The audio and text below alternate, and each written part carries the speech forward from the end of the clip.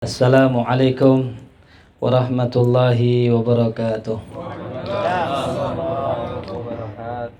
Al-Fatihah binatil futuh al-munawwar rasuh wa tabatin nasuh wa salih al-jasadi wa ruhu ila hadratin Nabi Mustafa Rasulillah sallallahu alaihi wasallam. Surah Al-Fatihah.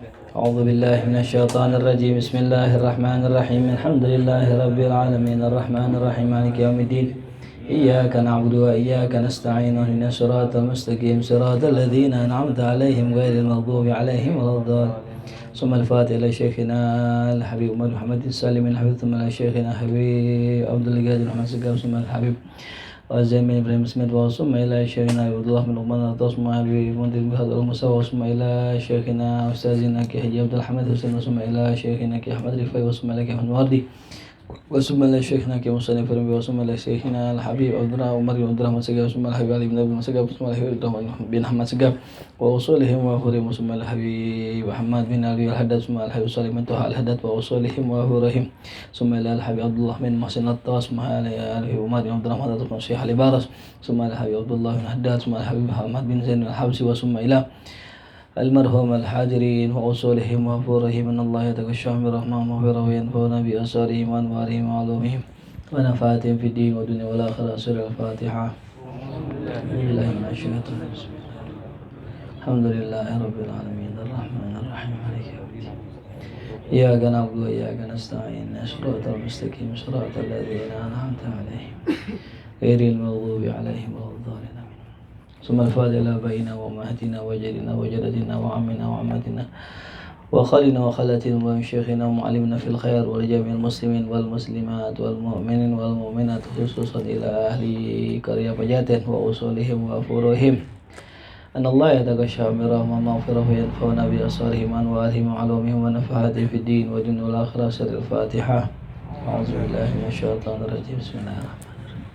Alhamdulillahi rabbil alamin arrahmanir rahim maliki yaumiddin iyyaka na'budu wa iyyaka nasta'in ihdinas siratal mustaqim siratal ladzina an'amta 'alaihim ghairil maghdubi 'alaihim waladdallin. Bismillah, alhamdulillah, wassalatu wassalamu ala sayyidina rasulillah sayyidina Muhammad ibn Abdillah wa ala alihi wa sahbihi wa man tabi'ahu wa wala hawla wa la quwwata illa billah ma ba'du. Alhamdulillah, puji syukur kehadirat Allah Subhanahu wa Ta'ala. Pada malam Jumat ini kita ditakdirkan oleh Allah untuk duduk bersama di majlis yang kita cintai. Mudah-mudahan apa yang kita kerjakan pada malam hari ini diridhai Allah Subhanahu wa Ta'ala dan menjadi sebab kita bisa masuk ke dalam surganya Allah Subhanahu wa Ta'ala. Amin ya rabbal alamin. Ya, saya udah lama gak kemari. Ya, terakhir waktu bulan lalu ya. Sebelumnya lama gak kesini-sini. Dan pembicaraan kita dulu berkenaan masalah nikah ya, gitu. Saya mau tanya, ini jemaah Majelis Tahfidzul Kota yang belum nikah tunjuk tangan. Oh, banyak. Hah? Coba tunjuk tangan yang belum nikah tunjuk tangan. Ya. Yang belum nikah tunjuk tangan. Ayo, tunjuk tangan, saya mau tahu nih. Yang berarti udah nikah semua nih ya. Alhamdulillah. Ya. Hah? Enggak, bener nih, serius, yang belum nikah tunjuk tangan ya. Yang enggak nunjuk saya doain gak kawin-kawin ya. Ayo, halo. Berarti belum semua nih, belum semua. Hah? Nah, berarti saya bagi judul pembahasannya dua bagian. Yang pertama buat yang belum nikah dulu ya. Gitu. Karena pembahasan kita malam hari ini pembahasan masalah nikah ya gitu. Ini bukan mau nyindir Bang Sukran, bukan ya. Mau nyumpahin gitu. Motivasi. Kenapa berbicara masalah nikah? Kalau kita berbicara masalah sholat, saya yakin udah pada ngerti. Kalau kita berbicara masalah toharoh, udah pada paham. Apalagi masalah nyari duit, jagonya. Kenapa nggak disuruh pastinya nyari? Mungkin gitu. Ini masalah nikah ini yang perlu kita bahas. Karena menurut sensus tingkat perceraian dari tahun ke tahun itu mengalami peningkatan. Khususan di kalangan para pengantin muda. Gitu ya. Kenapa bisa kok orang-orang muda pada cerai? Ya, ini karena nggak ngerti bagaimana rumah tangga, tuh ya. Dari kata rumah tangga, filosofinya apa? Rumah, ya, rumah. Apa sih rumah? Bangunan. Nah, pasti kuli yang ngomong nih. Tergantung sudut pandang ya. Kalau rumah apa sih yang di benak kita kalau rumah? tempat berteduh tuh ya tuh. Pasti muridnya payung teduh nih kayaknya. Rumah tergantung orang yang memandangnya. Ada yang memandang tadi bangunan, nah itu sudut pandangnya tukang dah tuh ya. Kalau bagi kita yang namanya rumah itu adalah tempat pulang, tempat istirahat, tempat mencari kenyamanan tuh. Maka kalau kita pengen membangun rumah tangga, poin yang pertama yang kita harus punya adalah satu, cari pasangan yang bikin nyaman tuh. Ya. Cari yang bikin nyaman dulu. Sakinah, bahasa kerennya apa? Sakinah. Ketenangan, kenyamanan. Percuma kita punya istri tapi nggak bikin kita nyaman tuh. Malah nyaman sama janda. Nah, ini yang bahaya ya. Bukan sama bini yang nyaman, nyamannya sama tetangga sebelah. Innalillah wa inna ilaihi raji'un. Ya. Emang begitu, yang namanya rumput tetangga pasti terlihat lebih indah. Cuman rumput tetangga, cuman rumput tetangga meskipun indah, dia indah cuman sintetis, palsu. Walaupun indah cuman palsu. Tapi rumput kita rumput asli, rumput mat beken tuh asli tuh ya. Jadi walaupun mungkin kurang cakep tapi yang penting orisinil tuh ya. Jelas ya. Jadi yang pertama kalau kita mikirin rumah pasti ingat kenyamanan tuh. Pengen berteduh, pengen bersandar tuh rumah. Yang kedua tangga. Apa makna tangga? Tangga maknanya naik. Jadi kalau bisa rumah itu membuat kita semakin naik dan dekat sama Allah. Ya, itu kriteria pasangan tuh. Yang mana aja?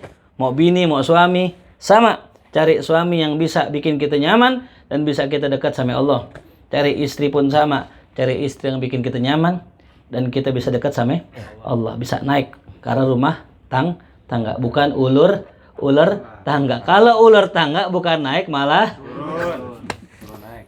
Iya. Lah iya bener. Ya kan kalau turun dapatnya apa? Ular kan? Kalau naik dapatnya apa? Tangga kan? Nah itu makanya. Kita jangan sampai salah cari bini. Bukan naik malah turun. Tadinya rajin salat malah kagak rajin. Tadinya ngaji mulu malam Jumat pas ku punya bini. Dipegangin sarung sama bini. Mana sih bang? Ngaji tarkot. Lah kan ngaji sunnah bang. Ngurusin bini wajib ini. Nah lo bagaimana tuh? Ya, bukan jadi rumah tangga malah jadi ular tangga. Ini nggak nyindir sama siapa ya? Ini kan nggak tahu. Iya. Tadi gembok. Ya salah. Kita bukan nyindir, enggak. Saya nggak tahu siapa, saya nggak kenal teman-teman bininya, saya nggak tahu. Iya. Pokoknya ciri-ciri kalau bini yang soleha itu suaminya kalau ngaji HP di silent taruh di tas. Itu ciri-ciri istri yang soleha. Tapi istri yang bawel, istri yang kurang soleha, ciri-cirinya lakinya kalau ngaji HP taruh depan mulu, takut WA ini. Ada teman saya lagi jalan-jalan ke puncak nih, udah sampai Megamendung, bininya WA titik doang, titik pulang. Subhanallah tuh, saking saktinya karamah seorang bini tuh, baru titik langsung pulang, belum di miss call tuh, di miss call, klik, nggak diangkat. Pas kita buka HP, miss call 1, pulang itu. Itu ciri bini kurang soleha. Tapi kalau bini yang soleha enggak, laki gue mau kemana asal baik, ayo, apalagi ke ustadz tuh ya ke puncak tuh, kawinin lagi kan. Yang ketawa sering kayaknya tuh. Nah ya itulah filosofi rumah tangga. Biar kita tahu nih kenapa orang menamai rumah tangga tuh. Dikatakan kalau Habib Abdullah bin Al-Haddad, Habib Abdullah mengatakan dalam sebuah magalahnya, ar-rajul qabla tazawuj kindil wa ba'dahu zimbil tuh ya. Duduk Komas, duduk sini. Duduk. Tolong siapa ya? Ajak ke belakang udah, boleh pangku dah. Kata Habib Abdullah tulis, laki-laki sebelum kawin kayak lampu, terang, nyala, bersinar, orang kagum sama dia. Wa ba'dahu zimbil. Habis nikah kayak keranjang sampah. Tuh, isinya cuma apa? Sampah dan sampah. Kenapa? Itu dia, ya. Emang begitu. Ya, umumnya orang. Ini bilang ngomongin nggak semuanya nggak. Kalau antum kan semakin nikah semakin terang kan. Kalau ada orang gitu habis nikah yang tadinya lampu, Jadi keranjang sampah yang tadinya menerangi umat jadi tempat buang sampah. Coba lihat, kita ketemu teman kita udah kawin, isinya curhat mulu kan. Dikit-dikit curhat. Lagi buang sampah kan namanya. Bini gue begini banget nih.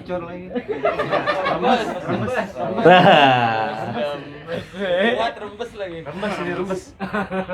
Ya. Dalam makalah yang lain, laki-laki sebelum nikah singa di padang pasir. Setelah nikah kayak kucing di rumah. Kayak kucing tuh. Ya.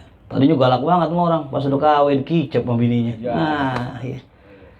Nah, ini enggak. Di sini enggak ada. Oh. Ada orangnya lagi di luar. Oh iya.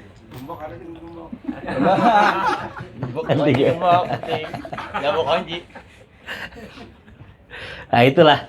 Makanya bagaimana Ustadz? Semestinya kita gimana jadi seorang suami yang benar? Nah ini ya, yang benar gimana? Ikutin Rasulullah. Ya karena contoh kita Rasulullah tuh. Nabi diutus untuk jadi contoh buat kita. Tulis bebas ini buat yang belum nikah, yang udah nikah juga pastinya.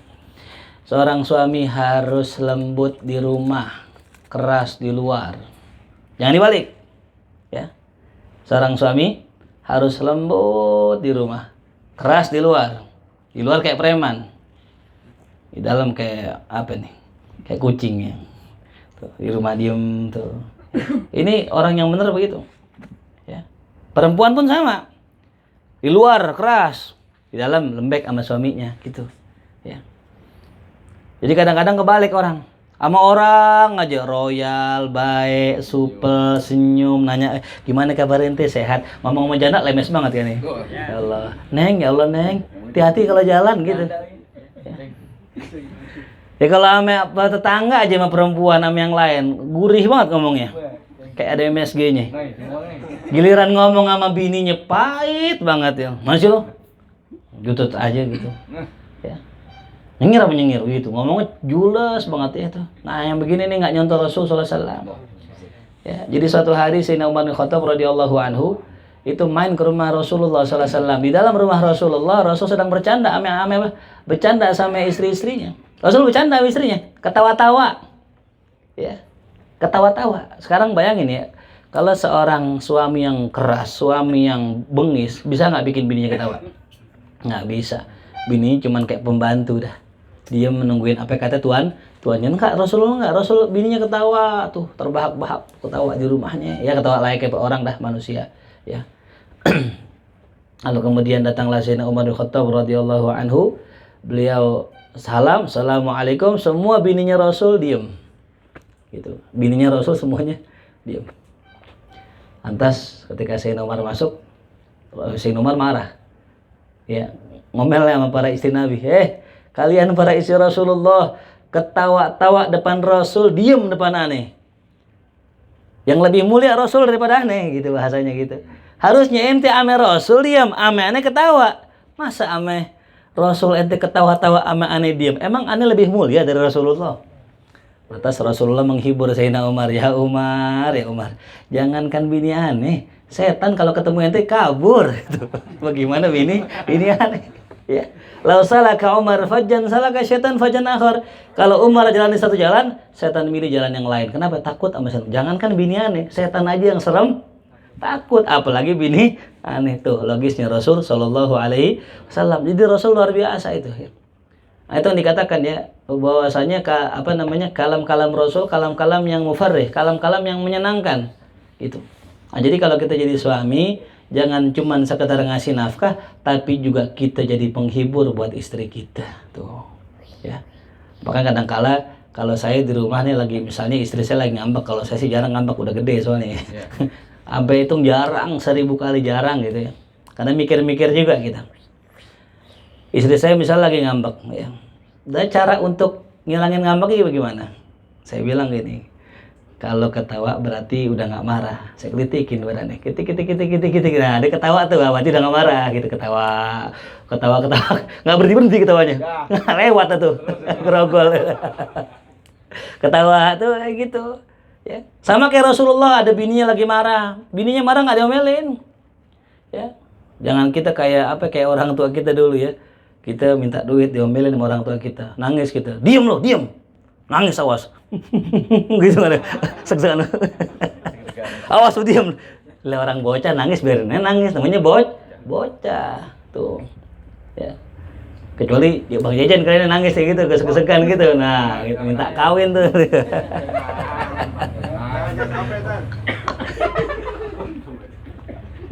Udah mulai mention nih atu-atu nih. Kalau nggak mau disebut ngumpet aja. Jelas ya, tuh. Jadi seorang suami bagaimana tuh tadi lembut di rumah, ya. Di luar keras silakan, nanti mau keras bagaimana juga silakan. Tapi kalau sudah sampai rumah lembut, ya.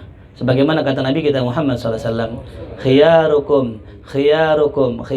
li ahlikum, ya. Sebaik-baik orang di antara kalian, kata Nabi kita Muhammad SAW adalah yang paling baik sama keluarganya.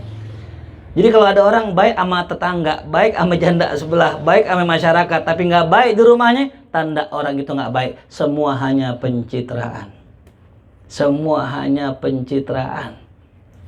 Ya. Karena hakikat kita adalah ya bagaimana sama keluarga kita, gitu. Ya. Maka lihat Sayyidina Umar yang saya pernah kisahkan dulu ya, Sayyidina Umar kedatangan seseorang pengen curhat masalah bininya. Bininya galak luar biasa. Ketika sampai depan pintu rumahnya, Sayyidina Umar lagi diomel-omelin sama bini, jadi maki-maki sama bininya.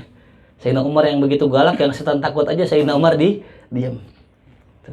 Ketika Sayyidina Umar diam, tuh perempuan tuh orang yang pengen curhat pulang nggak jadi. Kenapa? Dalam hatinya ya Umar aja diomelin, apalagi gua. Lah masa curhat sama orang-orang yang sama-sama diomelin, kita bikin grup dah ya. Biasa begitu tuh ya, sesama nasib gitu ya. Akhirnya karena Sayyidina Umar tahu nih ada orang depan rumahnya pulang, dipanggil ya pulang sini. Kenapa ente? Kata tuh orang, ya Umar tadi saya pengen cerita tentang masalah istri saya yang galak. Ternyata bini antum juga galak. Ya udah kita sama, percuma nih cerita sama antum. Toh antum juga masalahnya sama. Apa kata Sayyidina Umar? Lah ya nggak begitu ya fulan. Saya diam itu karena saya sayang sama istri saya. Karena istri saya udah banyak jasanya sama saya. Udah menolong saya, nyuciin baju saya, ngurus anak-anak saya. Karena dia banyak jasanya, capek mungkin makanya saya diam gitu. Nah, jadi makanya kita harus kenal bini kita. Ya jangan sekali-kali ngasih nasihat bini lagi nyuci, jangan. Bini nyuci nih pulang, kita pulang bini lagi nyuci, jangan kasih nasihat. Kenapa dilemparin ember gitu? Ya. Jangan kasih nasihat bini lagi capek, jangankan perempuan, kita aja segan dengernya. Lagi capek pulang kerja dikasih nasihat, ya jangan dikasih kopi, dikasih teh, tenang dulu baru ya. Jadi banyak tuh rumah tangga begitu karena kagak ngerti bagaimana melayani istri, bagaimana muamalah sama bini. Kalau antum pengen nasihatin bini, saran saya cari waktu yang paling tepat ketika bini lagi girang-girangnya, kasih nasihat. Lagi girang nih ngapain nih, misalnya kita ajak ke toko mas pasar minggu tuh misalnya, nah ajak doang ya, yang kamu kalau bisa saran aku nih sholat duha yang rajin. Oh gitu ya, kenapa memang? Tak kalau rajin aku antar ke toko itu. Tuh. Dengar gak? Dengar. Kenapa? Karena ada rewardnya. Di waktu yang pas, di waktu yang tepat. Itu. Ya. Kadang-kala juga saya ngajarin beberapa jamaah kalau ngasih tahu bini, layanin dulu bini dengan maksimal. Sampai bini girang, sampai bini puas, kasih nasihat. Sami'nah wa ata'nah. Ini kok agak ya. Layanin bini nggak pernah, ngasih nafkah jarang-jarang, sok-sok nasihatin pulang ngaji langsung bilang gini, gua tadi dengar kata Ustaz Faris, kudu bini kudu begini. Wah, lemparin gembok ente. Bukan. Sama pintu-pintunya tuh. Ya. Nah, jadi buat para suami nih, kalau pengen diizinin ngaji, tadi tuh, tunjukkan akhlak kita. Pulang dari taklim, apa yang bisa kita bawa? Martabak, bawa pulang ke rumah. Ya. Pulang ngaji tangan kosong. Bini ngeluh lapar, ngantuk, habis ngaji, gitu. Besok ada dikasih ngaji lah gitu. Ya, pulang terbawa apa? Bawa pizza tuh ya. Kalau nggak bawa apa? Bawa somai. Kalau mahalan dikit bawa itu tuh momogi. Ya, bawa makanan di depan, bener ya? Apalagi antum pulang ngaji malam Jumat nih, bawa emas 2 gram aja. Besok suruh ngaji lagi. Kata bini kita kalau bisa sering-sering bang ngaji begini, begitu katanya. Nah, iya. Cobain. Ya. Sebelum ngaji ambil emas bini di lemari gitu. Tak pulang bawa neneng buat eneng gitu. Kira nggak bini gitu? Makasih bang, kayak emas bukan kenal kayaknya. Emas yang di lemari ini. Jelas ya. Nah, wayam bagil isra fi arba. Tulis ada 4 perkara yang mesti kita segerakan. Nah ini dia. Kalau kata orang dulu sunnah sigera namanya. Yang pertama al-mayyit idza mata. Seorang mayit kalau udah mati, segerakan penguburannya, jangan tunda. Ya. Yang kedua wal bintu idza jaa khatibuha zawijha. Seorang anak perempuan kalau udah ada yang datang lamar, kawinin. Tuh, dengan segera. Makanya yang belum kawin jangan takut, tuh datang aja ke rumahnya. Bawa nih hadis gitu. Dalam hadis Nabi kita Muhammad SAW kata Nabi, idza ja'akum man tardawna dinahu wa khuluquhu falizawijuhu. Kalau udah datang sama kalian orang yang kalian redo agamanya dan akhlaknya, nikahin, kawinin. Ya. Syaratnya itu 2. Apa tadi? Agama dan akhlak. Bagaimana caranya biar 2 ini nampak sama kita? Datang ke rumah calon mertua kita, datang pakai koko ame sarung. Tuh. Datangnya kapan? Datangnya sebelum maghrib. Bawa martabak camer tuh ya. Camer datang. Nah, ntar pas maghrib azan izin. Pak Haji mohon izin ke musola. Tuh. Luar biasa ini anak muda.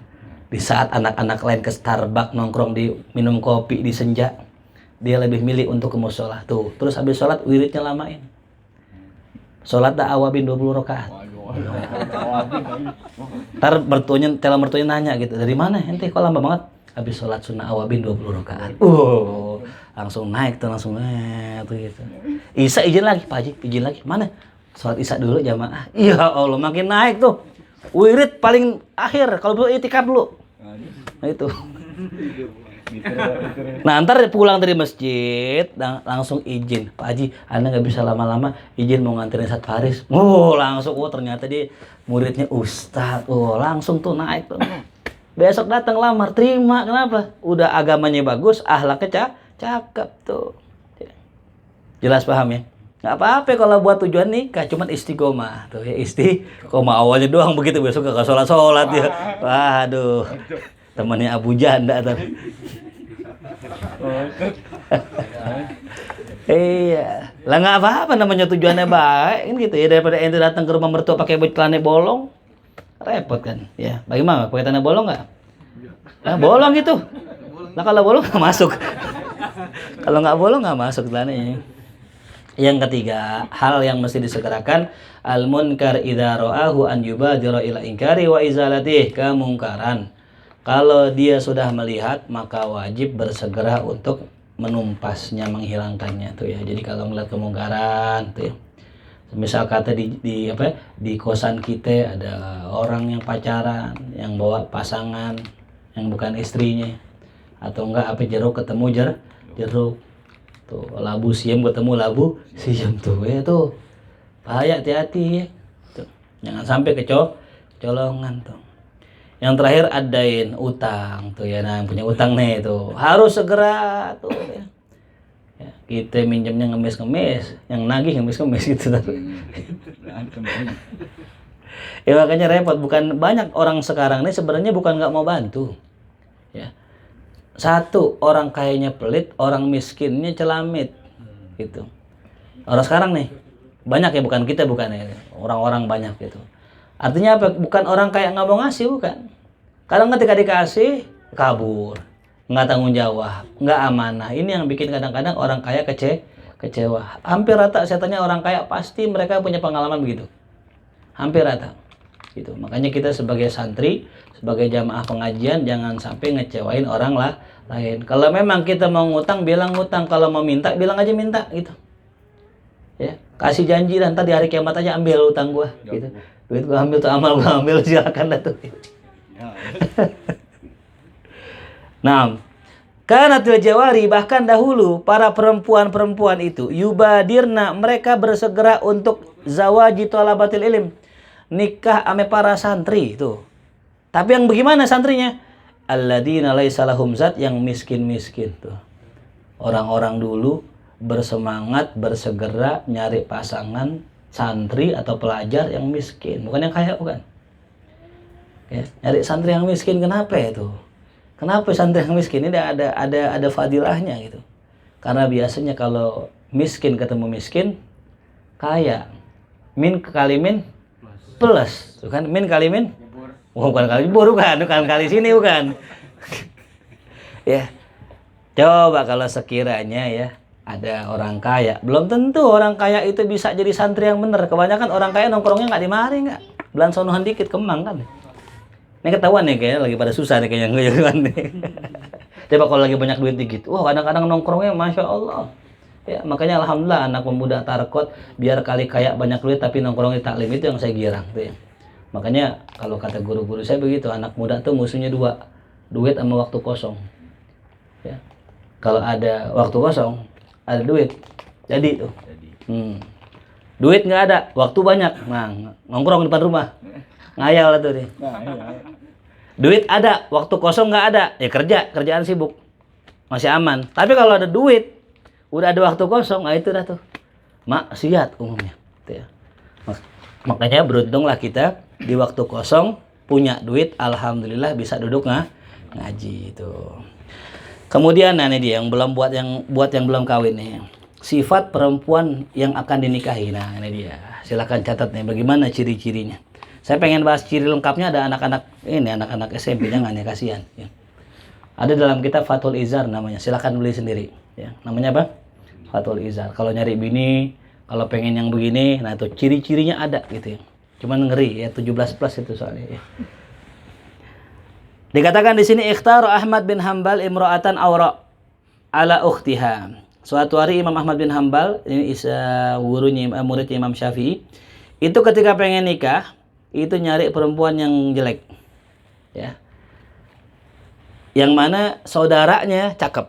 Jadi suatu hari gini Imam Ahmad ditawarin dua orang anak perawan, yang satu cakep, yang satu jelek. Tapi yang jelek ini solehannya luar biasa, Ketika ditawarin, dilihat akhlaknya, ternyata didapetin yang lebih solehan yang empoknya nih, cuman kurang begitu cakep. Imam Ahmad nikahin empoknya, tuh subhanallah, ya. Nggak peduli cakepnya, yang penting apa? Akhlaknya tuh ya. Karena memang begini, secara naluri fitrah manusia, orang kalau sibuk memperhatikan zahir, menghias zahir, pasti lupa menghias ini sama ini. Tersibukkan dia sama urusan zahir. Coba orang kalau perempuan pakai make up, skincare lama gak? Ya, belum krim malam, krim siang, krim subuh, apa tuh lagi? Krim johor semua. Belum lagi pakai make up, lama. Kebanyakan sibuk dengan yang zahir akan melalaikan kita dalam urusan batin. Ya. Tapi perempuan yang kurang cakep tadi, kenapa? Karena sibuk mengurus yang zahir, yang batin, sampai lupa mengurus yang zahir. Ya, jelas itu perempuan begitu. Makanya kalau nanti ketemu perempuan cakep, ya hati-hati. Ya. Karena perempuan cakep biasa banyak yang mau. Jarang perempuan yang cakep belum nikah usia 30 tahun, jarang. Kebanyakan perempuan cakep nikahnya usia 20, 18, 19, jarang yang 30. Ya. Biasanya kalau perempuan cakep belum nikah sampai 30, biasanya rada aneh tuh nih. Ada khodamnya di situ. Pokoknya aneh aja dah. Sampai orang nggak nikahin, karena umumnya orang kalau cakep pasti dinikahin awal. Kalau udah tua, udah 30 ke atas, cakep man nggak dinikahin, pasti ada sesuatu. Ya. Ente curiga aja udah. Ima orang tuanya jenderal, orang bertakut. Ya. Ima perempuannya aneh tuh ya. Tuh, tahu-tahu mau atau besok kagak gitu. Ya, apa suka apa berubah skizo, namanya skizo ya. Sekarang bener besok kagak. Labil kalau kata orang-orang gitu. Apa? Bunglon iya bunglon tuh. Ya. Makanya kita nggak nyari yang cakep dah, yang penting satu kita enak liatnya. Ya. Tuh, kalau prinsip saya begitu, kalau nyari bini yang enak kita lihatnya. Tuh, jangan yang cakep belum tentu enak lihatnya. Ya. Orang kalau orang pulau namanya ceneh, tau ceneh? Ya, ceneh banget gue liatnya gitu. Nah, apa ya? Kan beda negara udah ini. Iya. Dibatasi Sungai Gangga nih. Jalur Gaza. Iya. Nah, itu Imam Ahmad tuh, nikah umur 40 Imam Ahmad, jangan salah ya. Imam Ahmad nikah umur berapa? 40. Di sini ada yang 40. Alhamdulillah udah. Jangan khawatir, Imam Ahmad. Syukran min Ahmad. Namanya Ahmad Syukran kan, Imam Ahmad Syukran tuh. Nah, jadi Imam Ahmad begitu. Nah, ketika bininya meninggal, nih yang bininya yang meninggal, Imam Ahmad besoknya langsung nikah lagi. Subhanallah. Geger lah orang. Ya Ahmad, ente bini baru meninggal, kuburan belum kering langsung kawin lagi. Apa kata Imam Ahmad? Ane nggak mau sehari tanpa melaksanakan sunnah Rasulullah. Subhanallah tuh ya. Itu baru bener tuh. Bener tuh begitu benar ya. Habis meninggal langsung kawin karena nggak mau ketinggalan sunnah Rasul. Tuh kalau kita niatnya beda. Bini belum 30 Pak, belum 7 hari dan ngeker janda. Ngeker mana nih? Jangan ya. Niatnya beda. Kalau niatnya kayak Imam Ahmad silakan fadhol, silakan tuh. Ya. Emang kan janda semakin di depan ya kan. Pengalaman gitu kan ya. Kan orang kan kalau kerja nyarinya apaan? Itu sama nyari bini jadi pengalaman ya. Nggak usah training lagi. Nggak usah. Bener ini yang mau janda ada doain nih.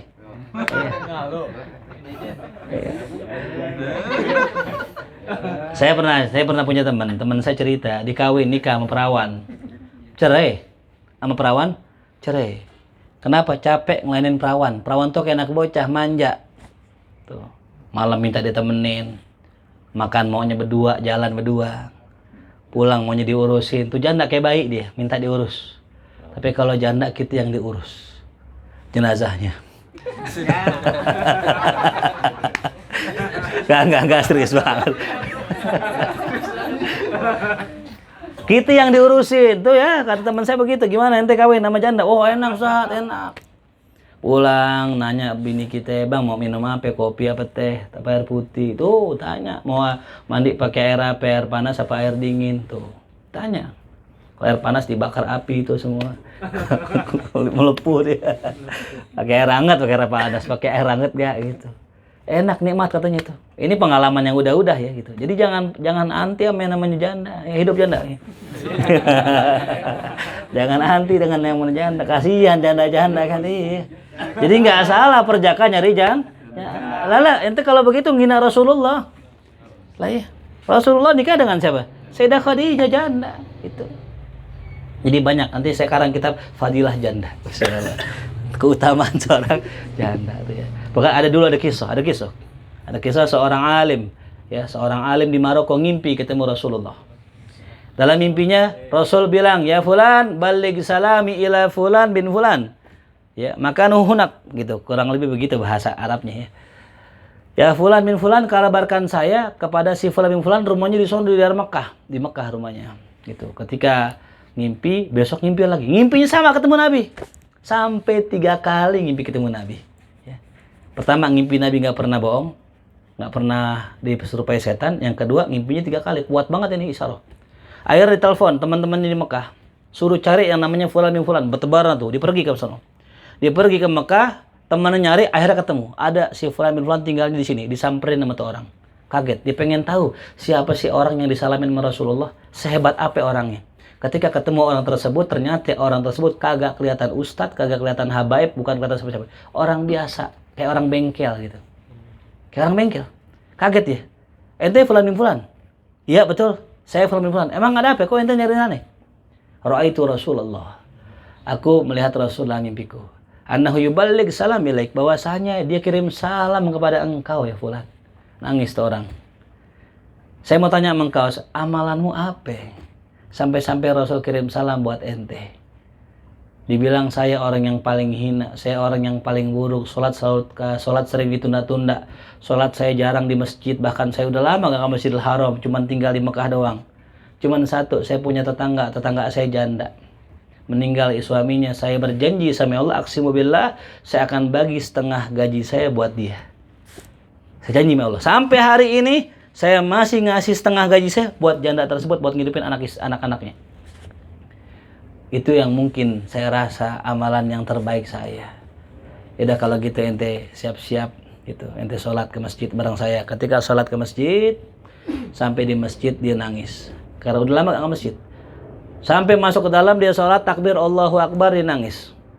Sholat rakaat kedua dinangis. Sampai rakaat ketiga keempat sujud, meninggal, dipanggil Allah. Subhanallah. Kenapa kok bisa sebegitu mulianya? Ya, Kenapa bisa sebegitu tingginya? Dalam hadis Nabi kita Muhammad SAW, as-sa'i alal armalah, orang yang mengupayakan ya menghidupi para janda-janda dan orang-orang miskin, kasoim la yuftir, kayak orang puasa nggak pernah buka. Wakal qaim la yaftur, kayak orang yang sholat malam nggak pernah berhenti sholatnya. Artinya apa? Selama dinafkahin tuh janda, sepanjang harinya dihitung puasa. Padahal nggak puasa. Sepanjang malamnya ditidur, tapi dihitung sebagai orang yang sholat malam. Orang yang nafkahin janda tuh, tapi kagak dikawinin. Itu bedanya ya, kagak dikawinin tuh. Kalau dikawinin bukan janda lagi, bini namanya. Udah berkurang tuh, bini pantas, wajib. Ya, nah makanya buat yang udah punya istri nih boleh mengamalkan ya, nambah bini nggak usah dah, nambah janda aja. Nambah janda. Maksudnya nyantunin janda begitu, itu nama janda sih, salah ngomong, afwan, bini saya nonton ntar nih. Kalau udah punya bini, ya pengen pahala ini nggak apa-apa, ya ente bagi tuh setengah duit ente buat janda tuh. Bini ente curiga nih, ya, nggak curiga, ada apa abang dengan? Tapi jangan milih jandanya yang cakep, milihnya yang masih jamur, janda di bawah umur masih 20 tahun, bukan janda itu sih. Ya. Janda juga sih kalau susah ya. Tuh. Intinya begitu. Ya.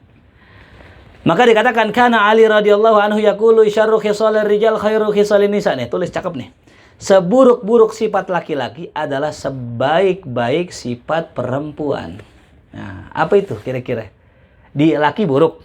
Tapi kalau itu sifat dipakai sama cewek baik. Apa coba tebak? Gocap. Ini Pak Imam nanti ngasih Pak Imam. Tulis yang pertama al-bukhlu, sifat pelit. Yang kedua az-zahwu, sifat sombong. Wal jubnu, sifat ya pengecut.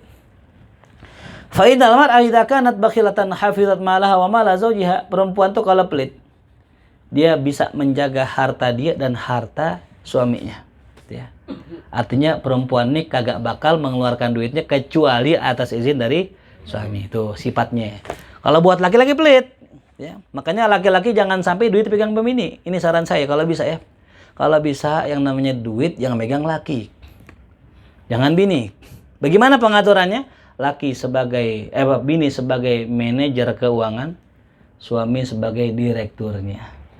Jadi kalau misalnya bini mau belanja, silakan ente tulis. Nanti suami yang ngeluarin duit. Mau apa ya? Mau beli kulkas? Tulis beli kulkas sekian. Terus suami yang ngasih duit. Mulia kita. Laki nggak ngemis. Tapi kalau bini yang megang duit, kita ngemis-ngemis sama bini yang ngerokok apa yang gocap. Minta ngemis. Jadi rendah kita, jadi minta-minta sama bini kan padahal duit kita. Betul gak? Nah ini kalau bisa nih yang belum nikah nih tuh. Ya awal saya nikah dulu saya berdiskusi sama istri saya. Kata istri saya, duit yang megang aku aja. Kata aneh, enggak, aku aja yang megang. Wah karena debat nih, akhirnya saya nanya guru duit yang megang siapa? Udah ente aja laki, udah saya megang lagi. Kenapa tadi? Kita mulia laki kalau tangan di atas lebih baik daripada tangan di bawah. Kalau kita sama bini yang begini gitu yang begini, nggak punya harga diri kita. Yang kedua kalau bisa bini nggak usah kerja kalau bisa. Kenapa? Bini kalau udah kerja ngerasa mampu, ngerasa punya duit, bisa ngerasa tinggi sama kita. Apalagi kita nggak kerja di rumah jagain anak, terbalik tuh kita yang jadi bapak rumah tangga. Tapi tergantung bininya. Kalau bininya soleha nggak bakal begitu. Nggak bakal merendahkan suami meskipun suaminya nggak kerja. Tapi kalau bininya kurang soleha, udah pasti ngerendahin suami. Bahkan ngeremehin suami. Kerjaan lu apaan? Modal kolor doang lu gitu katanya. Kata bini kita. La ilaha illallah. Yang kedua, sombong. Wa idza kanat mazhuwatan, kalau seandainya seorang perempuan sombong, apa manfaatnya? Istan kafat antakallum kulla ahad bikalamin layinin murib. Dia akan menahan diri dari bicara sama siapapun dengan perkataan yang lembut, yang halus. Coba kalau perempuan ngomong ya sama orang, ya mana sih bang? Mampir bang, sini bang. Nah, langsung GR dia. Iya bener gak? Ente dibilang begitu sama perempuan, mana sih bang? Mampir bang, sini bang. Ya Allah bang capek banget kelihatannya. Kan halus tuh. Orang bisa salah paham itu. Dipikir demen sama kita. Akhirnya tuh laki nyamperin tuh. Tapi sebaik-baik perempuan adalah perempuan yang tadi sombong. Ya. Dia nggak bakal negor kecuali perlu. Iya, jutek. Nah, tuh ya. Jutek tuh. Nah, kutek itu. Ya. Jelas. Ya, jadi sebaik-baik perempuan adalah perempuan yang sombong tadi itu. Sombong bukan maksudnya tinggi hati, bukan. Dia secara zahir tidak berlembut-lembut sama orang tuh ya. Kalau WA sama orang nggak pakai emoticon gitu ya. Emoticon I love you itu ya salam tuh ya. Ya, bilangin tuh ya, bini-bini yang lain tuh, teman-teman tuh ya. Tuh, ya. Ya, khawatirnya apa? Suaminya salah paham, orang salah paham. Wa idza kanat jabanatana, yang ketiga, kalau tuh perempuan pengecut, farikot min kulli syai', ya, dia akan meninggalkan segalanya, falam takhruj min baitiha, nggak berani keluar dari rumah. Ya. Makanya bini saya nggak kasih belajar motor. Kenapa? Ngayap mulu mungkin kali itu kalau bisa naik motor, kan perempuan gitu ya. Kalau ngambek misalnya marah nih gitu, mau pulang, mau nih lu, nggak bisa naik motor gitu. Mau pulang jalan jauh. Apalagi rumahnya di Pandeglang sono jauh, nggak ada angkot, repot ya. Perempuan kalau kita kasih bisa ini, bisa itu, bisa nyari duit, bisa naik motor, nanti ngerasa mandiri. Kalau udah ngerasa mandiri, ngerasa nggak butuh sama kita ya. Jangan bikin perempuan ngerasa nggak butuh sama kita ya. Kalau perempuan nggak butuh sama kita, khalas sudah, kita nggak ada harga dirinya. Ya. Makanya bikin perempuan harus senantiasa ngerasa butuh nafkah, butuh kasih sayang, butuh via hubungan psikologis, butuh ya dianterin dan sebagainya tuh ya itu. Karena saya punya beberapa kasus begitu. Tadinya pas sebelum kerja tuh bini taat banget sama laki. Pas udah kerja, punya duit, punya gaji, berani sama laki. Punya bergening, merasa punya duit, kalau lo ceraiin gue masih bisa hidup. Nah, ini bahaya. Ya. Maka didik kita punya istri dengan 3 sifat itu. Ya. Wattaqat mawadi'atuh makhifatan min zawjiha, dan dia menjaga diri tempat-tempat tuduhan karena takut dengan suami. Jadi kalau kita punya istri pengecut, takut, jangan khawatir, itu bagus. Ya, tuh. Kalau kita punya istri pengecut, takut, itu bagus. Justru kalau berani repot. Lakinya dilawan. Bininya guru silat. Ya. Diimkek lakinya dicok slam kan. Insyaallah. Diselentak lagi lah, bener. Lah bisa aja itu terjadi itu ya. Makanya kembali lagi ya, ini 3 sifat mungkin sebagai bekal buat kita semua, yaitu kita ajarin bini kita untuk jadi orang, jangan sampai kita terlalu terbuka sama orang. Ya. Kita ini bukan perusahaan yang open sourcing kan ya, kita ya. Kita ini open minded. Open sourcing kayak itu ya. Outsourcing. Wallahu a'lam bishawab. Ya, mudah-mudahan ini nasihat buat kita semua. Amin ya rabbal alamin. Intinya pelajarannya tadi ya, rumah tangga adalah rumah yang memberikan kita kenyamanan dan bisa menaikkan derajat kita di sisi Allah Subhanahu wa taala. Antara yang nikah sama yang enggak nikah punya perbedaan. Suatu hari ada seorang wali min auliyaillah namanya Bishr Al-Hafi. Wali luar biasa, saking walinya beliau ke pasar megang semangka. Habis dipegang di jalan, orang berebut semangkanya. Antum bisa bayangin seluar biasa itu beliau. Ya, ada gak kayak begitu sini? Hah? Nggak ada, belum nemu kita. Megang semangka, orang tawar semangka, dilelang semangkanya. Sebegitu mulianya beliau. Ketika di yaumil qiyamah, ketika ada orang ngimpi ketemu beliau, ditanya, "Ya Bishr Al-Hafi, bagaimana keadaan kau?" "Alhamdulillah, ana fi ni'matin wa afiyah, begini." Terus di mana Imam Ahmad? Nah nih, ngomongin Imam Ahmad, kan sezaman tuh. Bishr dengan Imam Ahmad sezaman. Farofa'a ra'sahu, dia angkat palanya sampai imamahnya jatuh. Saking tingginya dituju ke langit. Imam Ahmad di tempat yang sangat tinggi. Beda makom sama aneh, dia tinggi banget. Padahal nih wali. Ditanya, "Kau bisa begitu? Kan kau juga orang soleh." Apa jawaban dia? Iya, Imam Ahmad unggul dengan saya dalam 3 hal. Yang pertama, Imam Ahmad punya ilmu, ulama yang ilmunya kepake Imam Ahmad. Yang kedua, Imam Ahmad punya anak yang doain dia tiap hari. Yang ketiga, Imam Ahmad punya bini. Punya bini yang bikin sabar tiap hari. Kalau sabar, innallaha ma'as. Nah, jadi kalau kita bisa sabar gara-gara siapa tuh? Bini. Kalau nggak ada bini nggak bisa sabar. Makanya kalau kita punya bini, semakin dekat sama Allah, makin sabar, makin dekat jadi wali. Tuh. Jadi wali lewat jalur bini. Bini kita yang bikin kita jadi wali tuh. Itu kalau bininya tuh. Kalau bini juga wali kutub nanti. Kalau 3 kutbul aktob. Kalau 4 kutul gos tuh, gos masuk tuh. Wallahu alam. Al-Fatihah. A'udzu billahi minasyaitonir rajim. Bismillahirrahmanirrahim. Alhamdulillahirabbil alamin arrahmanir rahim maliki yaumiddin. إياك نعبد وإياك نستعين اهدنا الصراط المستقيم صراط الذين أنعمت عليهم غير المغضوب عليهم ولا الضالين الله بحق الفاتحة سر الفاتحة كرمة الفاتحة افتح لنا أبواب الخير واختم لنا بالخير ربنا آتنا في الدنيا حسنة وفي الآخرة حسنة وقنا عذاب النار صلى الله على سيدنا محمد وآله وصحبه وسلم الحمد لله رب العالمين يا ربنا